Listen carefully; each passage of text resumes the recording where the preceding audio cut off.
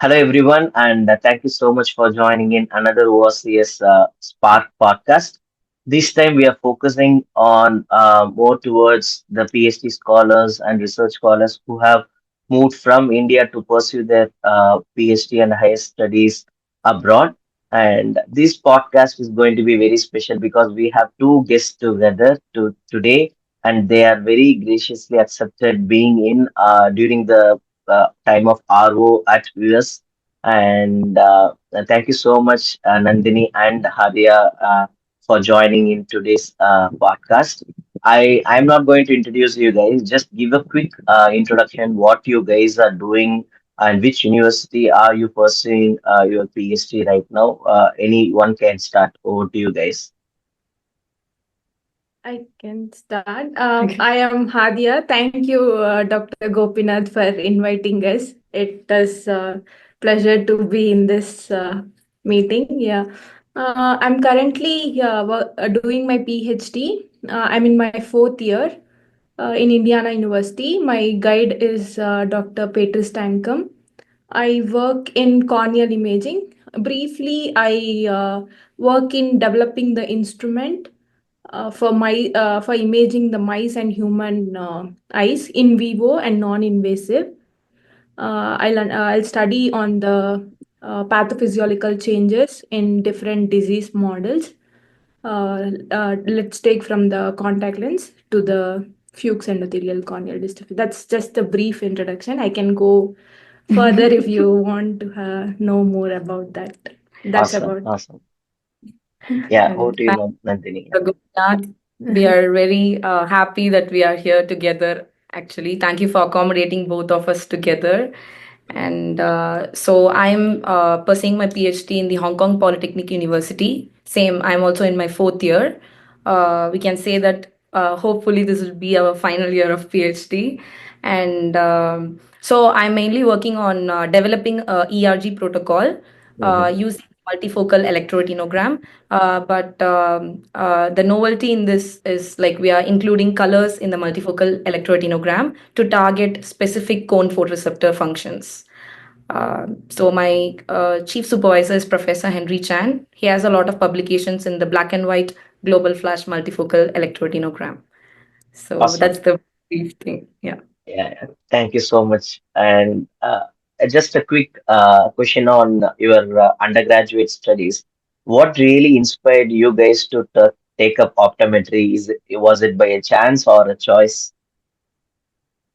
Uh, Okay, so for me, uh, to be honest, I was not aware that there was a field called as optometry. Same here. So, Yeah. I should say it's a chance that I got to know about optometry, but then it was my choice to pursue optometry. So I just had an opportunity to have an eye checkup where I got to meet some optometrists, and I just had a random conversation about what was your background and all those things. So I got to know about it and did a small research about it.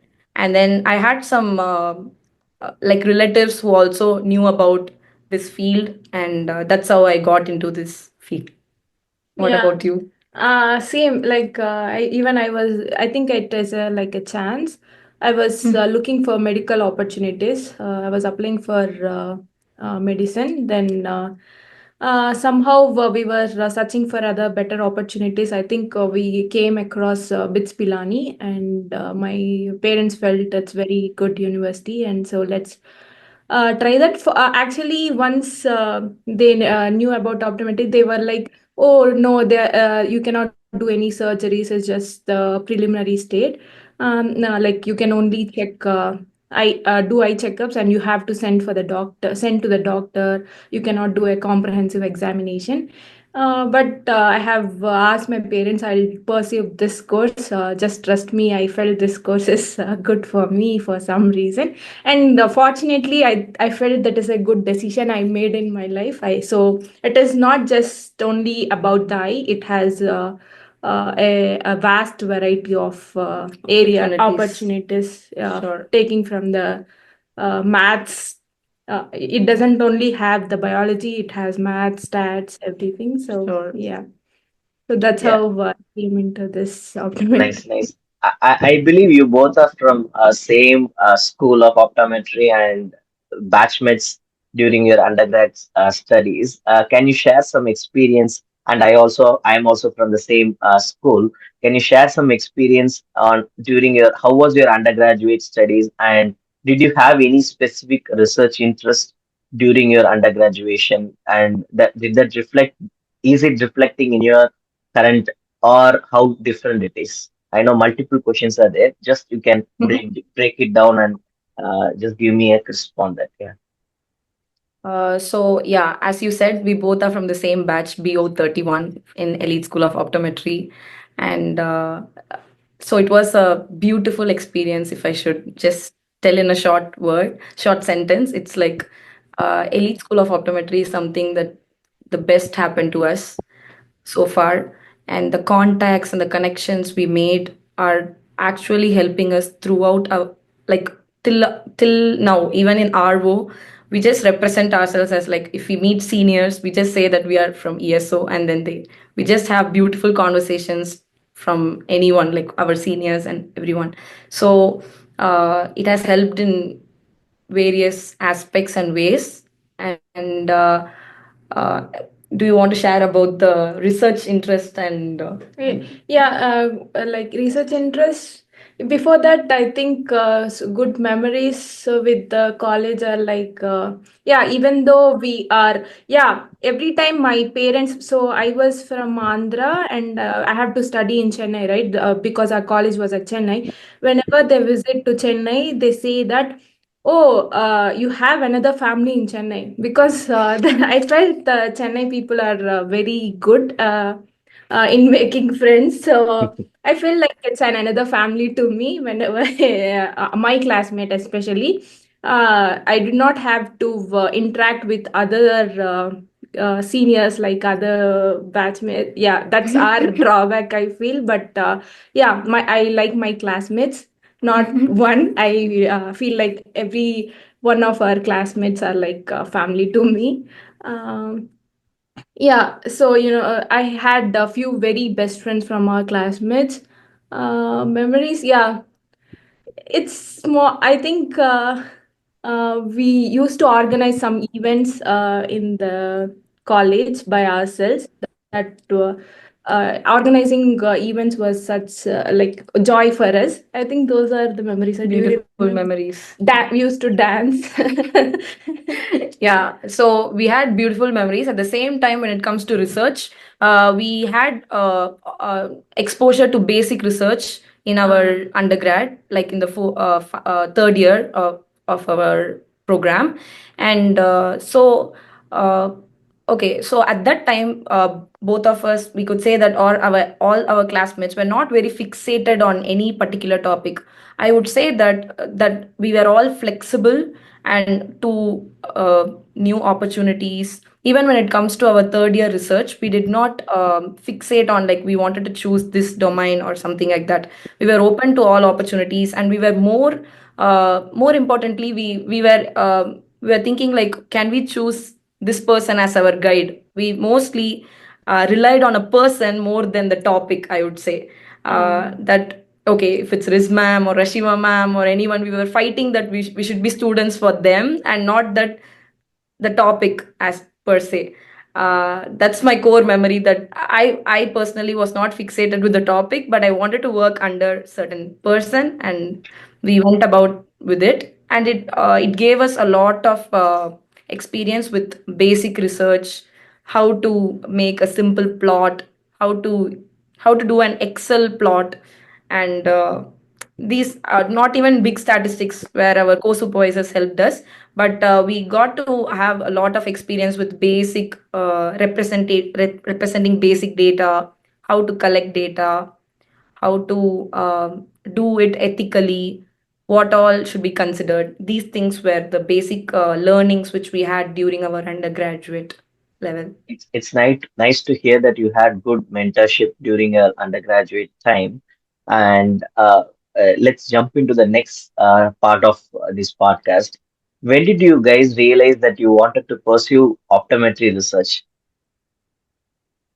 Optometry research. That's actually, yeah, we were confused after our optometry, like, should we go into the clinics or research? Or, yeah, at that time, we were trying, like, should we pursue a higher degree than the bachelor's? So I was trying for master's at that time.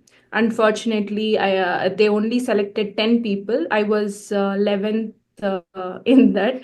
So I felt very bad, but luckily I got an opportunity to work with the uh, corneal departments, like RRS sir and Dr. PP ma'am, and SP. So they have given me an opportunity to work as a research assistant in their lab. So at that lab I have, yeah, that's how my research career started for me. Yeah.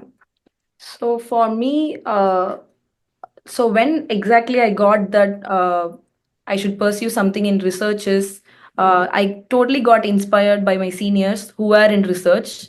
I don't know, some way I felt like I felt and I saw seniors who are doing a research as being more independent, more explorative, more flexible, and whoever was in research were, I don't know, for some reason I felt they were more of a free thinker, not in a box kind of feeling it gave me. So I it just straight away inspired me that okay, I feel like whoever are in research are able to be more free in terms of any aspect. So I wanted to straight away get into research. But yes, as she mentioned, it is quite challenging to get opportunities right away. So we have to find our way into research as well. So I actually, after bachelor's, I joined as a fellow in binocular vision under Rizwana ma'am. So even during the clinical work or anything, in between, I would try to find some way to be oriented with the research work, like doing a small case reports or even seeing different cases and reporting it in a research aspect. Not only doing clinical like protocols, but trying something new, which we read in some articles, trying that in patients, like in neuro patients or BV patients. So this is how it just started. And then once I finished the fellowship, I immediately spoke to my seniors and faculty members that I want to try research. Like just guide me in how I can go about with it. And then we started looking into universities. So I could say that it just started for both of us right after we finished undergrad. It can be a bit early when compared to other seniors or something like that, but I don't know. We had a lot of successful seniors to get inspired, and we are too early to jump into that we are interested in research. That's Yeah, how. that's nice. I think the opportunity might come to anyone at any time. I think that's you guys have grabbed it at a perfect time, and you are able. I believe you will finish in this year, as you mentioned, and you might be one of the youngest PhDs from optometry. Might be. I'm not sure in that case because you guys started after soon of you're completing your bachelor's, right? Like maybe within 1.5 years of your bachelor's. So if you take me, my example, I finished my bachelor's in 2013. I registered my PhD one in 2019. It took me five to 6 years of time to understand what really I want and do you really need my PhD or not. If you ask me now, my answer might be a different, but Yeah. you might also give a different answer. Maybe after 5 to 10 years of time, why did you do PhD? And the perception might change. And it's nice to see you had great mentors at back then at your school and even at hospitals where you were pursuing or practicing clinical optometry. And now, next is like how many times did you guys apply for PhD positions, and what were the key challenges you faced while drafting the application or communicating with the supervisors over there? Because English is not our first language, there might be miscommunications and things. So, can you share some thoughts on that? Okay. So Okay. yeah, we have applied only for one. Like I think we have applied in the year 2021. Yeah, I guess 2020 we started, I guess. 2020. Yeah, we have started looking for the universities at 2020 in 2020, and we tried applying. If you believe or not, we applied only 3 universities, and it is one was Hong Kong, one was Indiana University, one was Houston. We both were looking for the get placed in the same university. That's but she was placed in Hong Kong. That was our first interview. She was placed in Hong Kong, and I was worried I was not placed in the Hong Kong university, so they rejected me. And then I worked like a bit concentrated for the interviews. I mean, prepared for the interviews. So I tried Indiana University this time a little bit hard. So I grabbed that opportunity, fortunately. So I mean, in the same year we got the opportunities to be as a to was selected as a PhD student. So Yeah. yeah, it was not multiple attempts. It just I can say it's just first attempt. Yeah.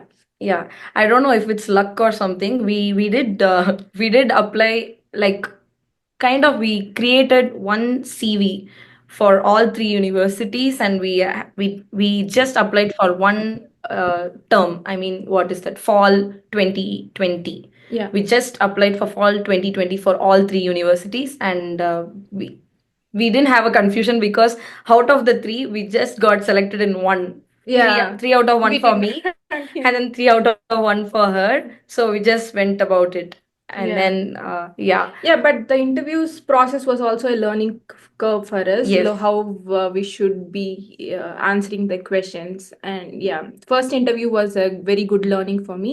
Even the second institute like Houston, people said me that you are very young to be a PhD student. So you we can help you anything in the future, anything you want, but you have a lot of things to be Yeah. learned. Then I realized, okay. So I have also had to mention Dr. SP. So he has guided me how I have to be answering the questions, and also how my he helped in editing my CV. Uh, yeah, we you definitely need a supervisor to go through your CV and SOP. Yeah. Stuff. Yeah. And one more thing is, like, you asked about the language barrier and all those things. Like, we were very naive to even draft an email. Like, Yeah. one incident is, like, I addressed the dean of some university with her first name, saying that, hi, Miss so and so. She's a very old lady, but I just said her first name, and it said, like, I'm interested in this position and all those things. And then I took a screenshot of it and I sent to one senior, and she corrected me that, do you know that she is like a very top person, and we do not usually address them with first name. So I should say that, uh, yeah, being in India, we were like, I don't think so. We had very much experience to even draft a good email according to their standard or something like that. So in even in these terms, like, our seniors who are already there in such institutes have guided us, saying that we were also free to take such inputs from them. At the same time, they were also very they did not say think like, okay, should I give such small comments about to someone and make them uncomfortable? No, our seniors were very open to say that, okay, this is a very tiny mistake, but it can have some impact on your profile, so try to do this. And I would recommend, like, whoever is watching, who is interested in pursuing their PhD abroad or something like that, I would suggest that do not hesitate to ask tiny things which can make a big difference in how to do a small first step of communication, and emails, how to respond, or even if they did not respond in a timely way, how to send them gentle reminders. This thing actually matters, which we did not know in the beginning, but once we came here, we get to learn all these things.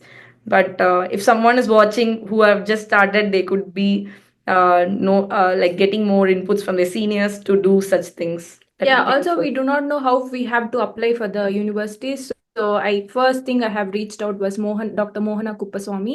Mhm. You're right. She said you have to email the professors within the university you wanted to go. You have to choose the professor and send the email. So she also gave me a draft, I guess, or maybe I sent an email. She has edited my draft. So this is how you have to. So I have shared my classmates as well. So this is how we have to do. Yeah, you definitely need a help. Yeah, so as I got help, we are definitely will help if any other students want this kind of Help help support as support well. as well. But yeah, in general, I would say that you will just get if you ask. That's the only Yeah, yeah. code. Like sometimes even for our attitude, we were still thinking that we sometimes sit back and think, okay, help will come and reach us. But it's always like if we ask, we will get, and that's the Yeah, only way, I guess. yeah. If you That ask, that's we'll a very nice message. Yeah, that's a very nice message because even now I ask some of my seniors and mentors, okay, should I proceed with this? Should I do something on this, or what do you think about it? And believe me, some of the names you mentioned, those people come back to me and ask them, hey Gopi, can you share some thoughts on this? I'm just like my brain froze. Let me know what to do. For example, Dr. Rizwana, we were chatting something and she was asking, Gopi, can you help me with this? And so, even be it a senior or a junior, if you think the person can intellectually contribute or change the perception towards, or it's going to help you without much of like egoistic attitude, and the person is willing to learn and then grow along with you, that's a very nice point you guys have brought. Seniors' role is very important, mentorship is very important. Let me go to the next section about your PhD life. I know you guys might be from like Chennai and Hyderabad. How was the life of transitioning from like a Chennai girl and a Hyderabad girl in Singapore? I know Nandini might have not have faced much of difficulty being like surrounded by Asian, in being Asian country. How about Hadia changing to Western? So both can share your experience on how did you adjust your life as an international student over there? Yeah. uh, yeah, yeah. For me, okay, I'll not speak about Nandini. I know she also went through a lot of struggle to settle in that country. But for me, you can in USA you have many Telugu friends and Tamil friends. You barely see other like other country friend. I feel yeah, you will have good friends, Indian friends here, so it is not a difficulty finding a friend in USA. So yeah, once I have visited, yeah, we have. So elite school is such a good university. You will have your seniors everywhere in the USA. So when I came, our seniors were there and they helped me out in getting credit cards and even the home groceries. Yeah, it was easy for me. It is not at all difficult. I would say it was hard for me to get settled in Chennai, like but it was not at all hard in USA. Yeah, No, no, things were I will not accept that. I will not accept that. Chennai made you easily get Exactly. adapted at US. uh, Yeah. She got all the learnings from Chennai yeah. and it was easy in USA. Now she has forgotten the old things and she's telling about it was difficult in Chennai but not in USA. I okay. Maybe I have adopted from Chennai. Yes, you should Yeah. say that.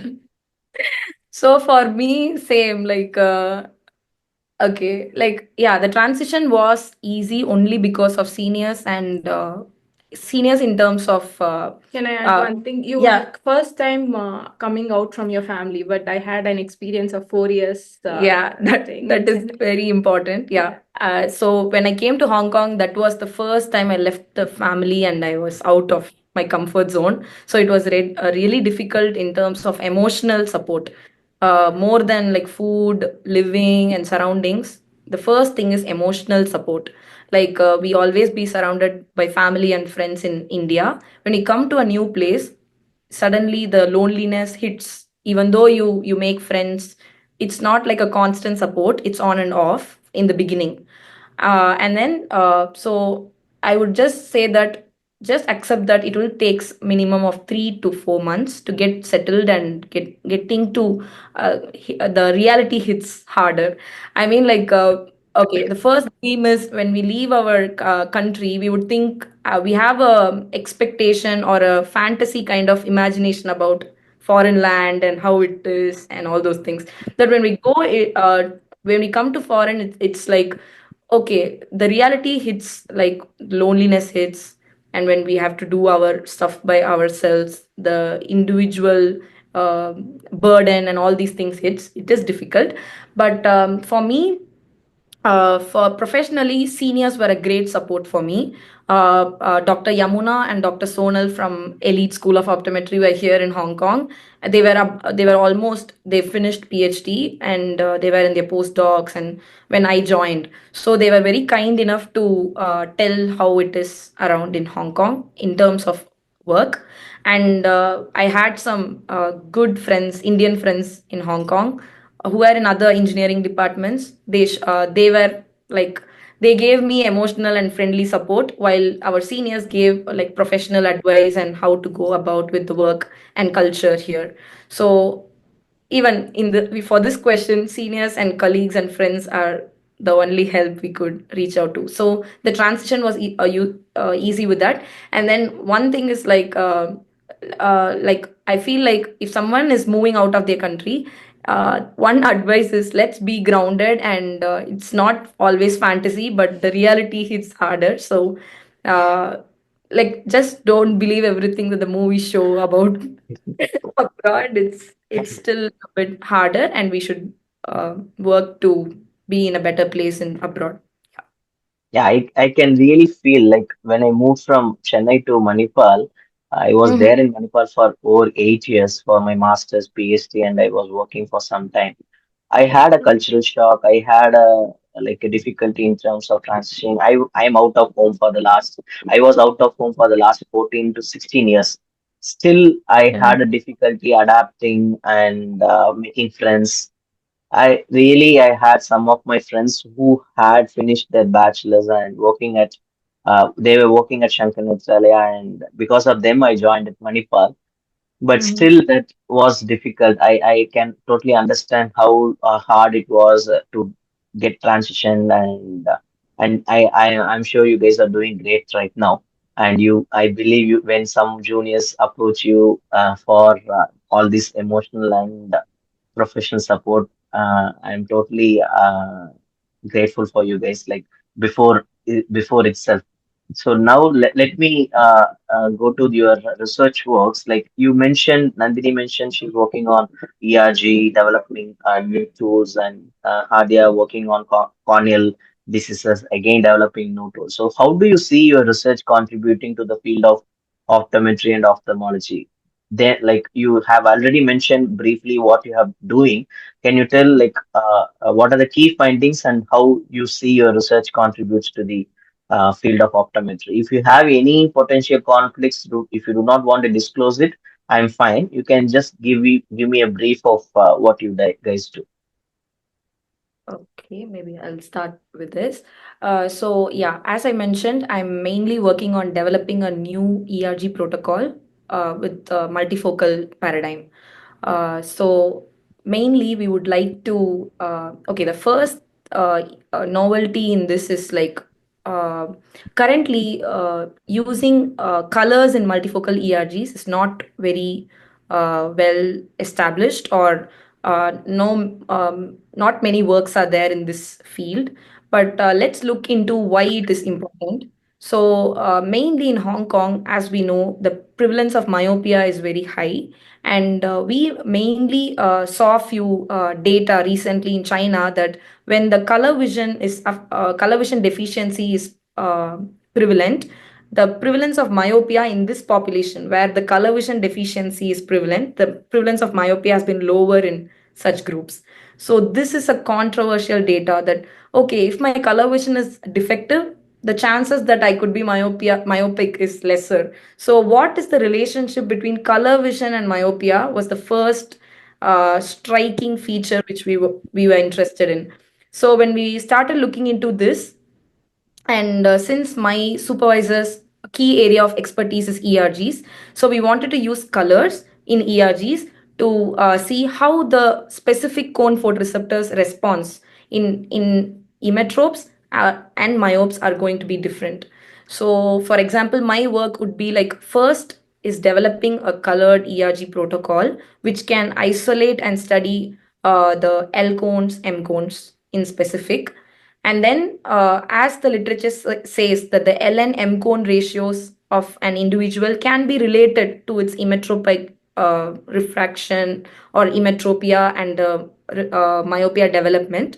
We are also looking into what could be the possible relationship between in the retinal level, like relationship between the L and M cone responses, retinal responses, with their magnitude of myopia. This is something would be the contribution from my research work to the field of uh, optometry, myopia research, as well as ERGs, because we are developing something in a which is a very already available, commercially available software. So if we could, it's just a modification with some colors, so we could actually use this in clinical setup. So that would be a contribution to the ERG domain as well, if it Thank you. all goes. Yeah. My research is on advancing the imaging technologies. I think you are aware of confocal microscopy and OCT, right? Confocal has its disadvantages and advantages, and also it is not commercially available anymore. They have stopped building it, and it is also invasive technique. So I am working on combining the OCT and confocal microscopy, so you can have a 3D volumetric imaging. So with using that, I have also implemented different types of optics, like I don't know. Yeah, it is very into the optics, like self interference. So I have changed the technology of currently available OCT techniques into very advanced. I have modified into very advanced technology, and using that I have improved better resolution compared to currently available technologies. And with that instrument, I'm still working on enhancing the instrument, but with that I had till now implemented on Fuchs. Like no one has studied on mice models. Fuchs developing the Fuchs mice model was hard, but with the help of Subhashri, we have created a FECD mouse model and have measured in vivo, and have measured the mice from its birth to the until the mice dies. I was able to measure all the changes in the mice. It helped us to understand the what is happening in the Fuchs disease. So what gene is responsible for having these kind of changes in FECD. So it will be helpful for in the future to to implement a pharmacology drug to treat such kind of genes, or yeah, it will be helpful for treating such type of diseases in earlier stage for to prevent complications. Not only Fuchs, it will also help in imaging the human mice. So I have worked on what is happening in, so we all know the orthokeratology lenses help in treating myopia, right? So we doesn't know what is happening microscopical structure happening to the microscopical structures of the cornea. So I was able to resolve the finest details of the cornea, and I have proved yeah, showed what is happening in the corneal changes. Yeah. Nice, nice. So, wishing you guys all the best for your research and good publications. Coming to the last few questions before we close the podcast. What are your career goals? Can you just quickly tell me after completing PhD, and how do you see optometry research for the future, like aspirants, and how do you see overall optometry research in the future? Yeah, it has a lot of opportunities. Yeah, again, it is, we are again stuck here. It feels like we are again at the starting phase of PhD. So what next? So we need the guidance of the seniors again. So this is the better opportunity for us. Like we have came to RO this year, so we are finding seniors and asking for them for the guidance. So what we have to do, we are about to complete this PhD. They were giving some guidance for us. Like I spoke with yesterday. We spoke with Dr. Arun Kumar. Like he said, he gave a podcast in your channel, like He Gopinath did channel. mention And you. He did mention yeah, about you, and yeah, yeah. so we said we definitely look into that podcast as well. Yeah, but he definitely gave us some suggestions, and we are getting their email IDs. We will reach out to them, and yeah, definitely. I feel they are saying we have to open for both the opportunities, like not only the industrial field, we also have to open for the academia. Yeah, we never know what we are gonna end up in, but we definitely know we will choose one of the we'll choose both academia or industry, but it'll be same for both of us, I guess. I'm not sure. It's it's Okay. it leaving to the universe. Okay, leaving to the universe. Universe will give us best thing, but I think so. In terms of career goals, we want to be in research in whether it comes to industry in terms of research and development or in academia. That's still a mystery question to be answered by our opportunities, because we are always open to opportunities. We don't want to restrict at any level of our career. But one thing that is for sure is optometry itself is vast. And yeah, even in RO, when we were discussing with a lot of seniors, we got to know that we should never restrict our direction in terms of I mean, like our seniors mentioned that we have some positions or vision scientist positions in Apple or any kind of mobile companies to develop displays. And then even for my project, since I'm working on colors and cones and all these things, even I can look into things that I never imagined for a career opportunity for an optometrist. So suddenly somebody will say that, oh, you have an opportunity in a mobile company, or someone can say, okay, you can still work in NASA, or any kind of bigger opportunities can open up. At the same way, we can be like for now, whatever we already know, whatever our seniors are doing, like having a like assistant professor, associate professor, and professorship like in academia, or being in marketing side in industry. I mean, like, it's the opportunities are vast. So until and unless you know about your product, people still believe that you cannot market. So even if you have interest as an optometrist to market stuff, so I feel like it's fascinating to know that a lot of opportunities are there. It's just, it should find you. You should find the opportunity, and it's very open.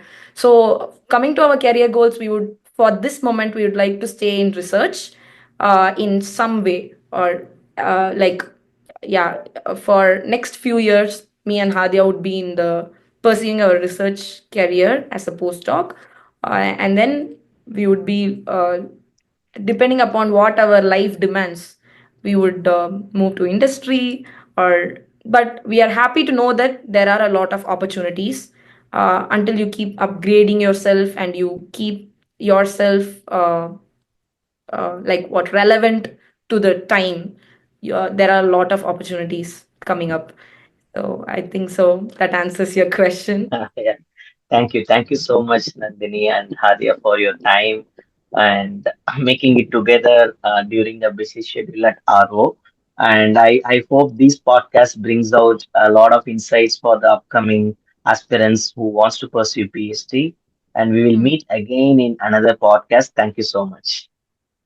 Thank you Thank you. so much for accepting us together, and we are grateful actually to do such a Yeah, podcast and these are reminiscing our old memories with the mm, school. this would And be ever will not forget about this great opportunity, I guess. Uh, Someone asked us to do this. Yeah, it felt very good happy, happening. good. A new start. Thank you so much. Thank you. Thank Bye you. bye. Thank